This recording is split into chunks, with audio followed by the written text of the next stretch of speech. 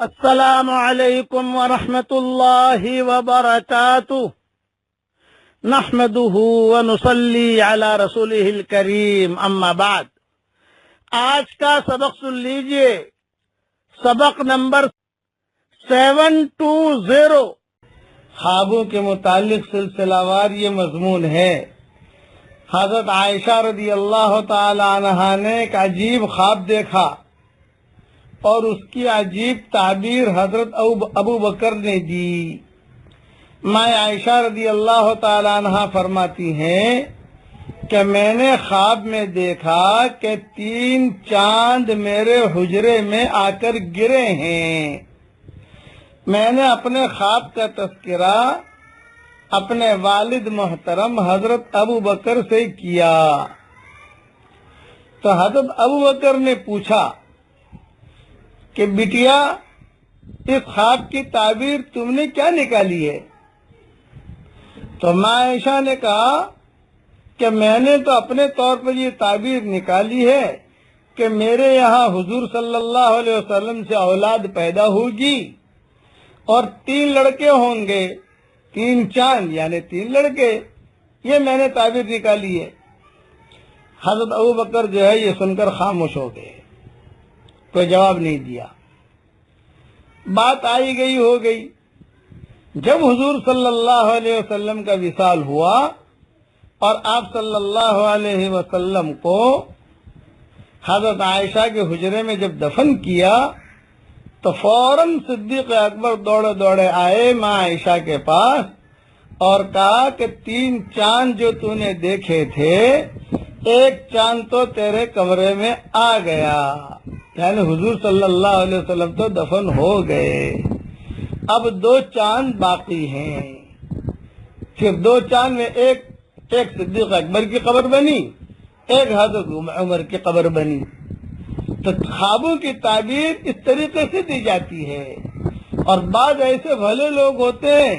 کہ وہ حضور صلی اللہ علیہ وسلم کو بھی خواب میں دیکھتے ہیں۔ خواب میں دیکھا کسی بزرگ شخصیت کو اور دل میں اسی وقت خیال آیا کہ اللہ کے نبی ہیں تو وہ اللہ کے نبی ہی ہیں، اس لیے کہ شیطان ہر ایک کی شکل اختیار کر سکتا ہے، بنا سکتا ہے، لیکن نبی کی شکل میں شیطان نہیں آ سکتا۔ حضرت انس رضی اللہ تعالی عنہ فرماتے تھے کہ میں ہر رات حضور صلی اللہ علیہ وسلم کو خواب میں دیکھتا تھا، کوئی رات بھی جاتی نہیں تھی کہ میں نے حضور کے خواب میں نہ دیکھا ہو،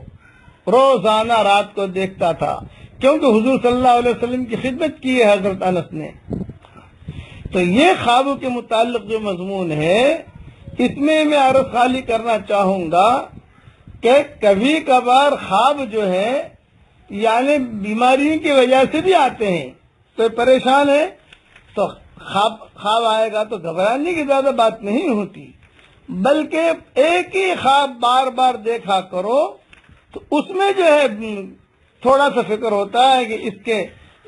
اس کے بارے میں تحقیق کر لی جائے، کسی عالم سے پوچھ لیا جائے۔ ورنہ یہ جو ہے کبھی کبھار دل کے اندر کوئی خیال آیا، اسی کو خواب میں دیکھ لیا،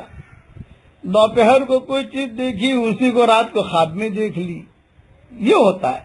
اس لیے اچھا یہ دونوں قصے جو میں نے بیان کیے، انس بن مالک والا بھی اور حضرت عائشہ والا بھی، یہ بکھرے موتی میں ہے، 6 جلد میں یہ دونوں قصے لکھے ہیں، اور اوپر کی کتابوں میں دیکھنا ہو تو موطا امام مالک میں ہے، حضرت عائشہ کا خواب موطا امام مالک میں لکھا ہوا ہے، اور حضرت انس والا جو خواب کی بات ہے وہ حیات الصحابہ میں لکھی ہوئی ہے جلد 2 کے اندر۔ اور یہ بھی ذہن میں رکھنا کہ خواب میں کسی کے سر پر تاج رکھ دیا جائے تو وہ بادشاہ نہیں بن جاتا۔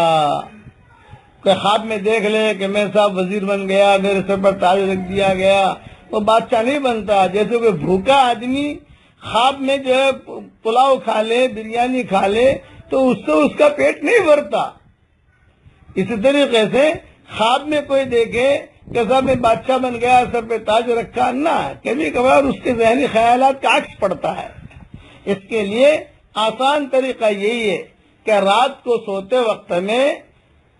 قل هو اللہ احد 3 مرتبہ پڑھ لیجئے، قل اعوذ برب الفلق 3 مرتبہ پڑھ لیجئے، قل اعوذ برب الناس 3 مرتبہ پڑھ لیجئے، آیت الکرسی 1 مرتبہ پڑھ لیجئے، تسبیح فاطمہ بھی جو ہے 1 مرتبہ پڑھ لیجئے، اور 1 مرتبہ سورہ کافرون ضرور پڑھ لیجئے۔ اور وہ آیت جو میں نے بتائی آپ کو، لہم البشریٰ فی الحیات الدنیا وفی الآخرہ لا تبدیل لکلمات اللہ ذالک هو الفوز العظیم، یہ 11ویں پاری کی آیت ہے، سورہ یونس کی آیت ہے، وہ آیت پڑھ کے سو جائیے تو اور اپنے پر دم کر دیجئے، اور اس کے بعد اللہ کی ذات سے امید ہے کہ برے خواب نہیں آئیں گے انشاءاللہ۔ اب خوابوں کے متعلق تھوڑا سا مضمون انشاءاللہ اور عرض کروں گا۔ والسلام علیکم ورحمۃ اللہ وبرکاتہ، وآخر دعوانا ان الحمد للہ رب العالمین۔